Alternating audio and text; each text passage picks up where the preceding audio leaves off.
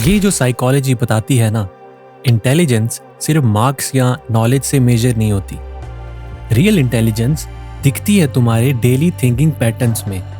तुम इंफॉर्मेशन कैसे प्रोसेस करते हो, मिस्टेक्स पे कैसे रिएक्ट करते हो और नए आइडियाज को कैसे हैंडल करते हो।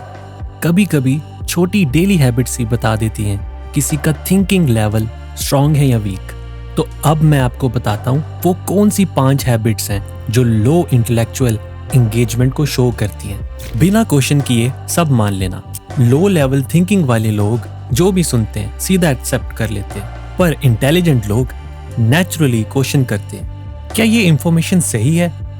सोर्स क्या है और प्रूफ क्या है? अगर तुम सिर्फ वही बिलीव करते हो जो तुम्हारी सोच को कंफर्म करे तो तुम ग्रोथ ब्लॉक कर रहे हो। क्यूरियोसिटी के बिना क्रिटिकल थिंकिंग पॉसिबल ही नहीं है। अब आती है हमारी दूसरी हैबिट, बार बार इंटरप्ट करना। बीच में बोलना सिर्फ बैड मैनर्स नहीं है, ये वीक थिंकिंग का भी साइन हो सकता है। डीप अंडरस्टैंडिंग के लिए पहले सुनना पड़ता है, प्रोसेस करना पड़ता है।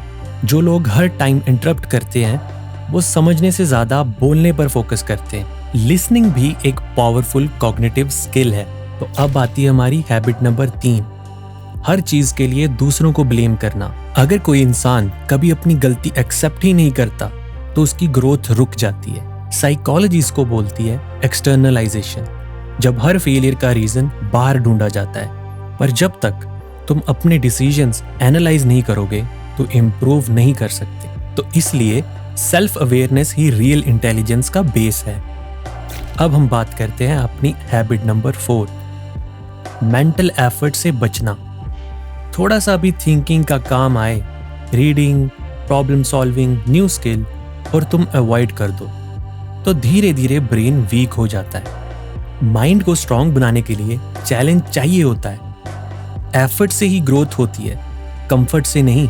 अब हम बात करते हैं हमारी लास्ट हैबिट जो सबसे इंपॉर्टेंट है, क्यूरियोसिटी का ना होना। अगर तुम रेयरली क्वेश्चन पूछते हो, नए आइडियाज एक्सप्लोर नहीं करते या सीखने का इंटरेस्ट नहीं है तो तुम मेंटली स्टैग्नेंट हो जाओगे। साइकोलॉजी कहती है क्यूरियोसिटी ब्रेन के लर्निंग सिस्टम को एक्टिवेट करती है। Curiosity is equal to growth, no curiosity equals to stuck mindset. तो अब करते हैं फाइनल बात, इन 5 हैबिट से हमको क्या सीखने को मिलता है। तो लो इंटेलिजेंस सिर्फ ये नहीं होता कि तुम क्या जानते हो, बल्कि ये होती है तुम कैसे सोचते हो।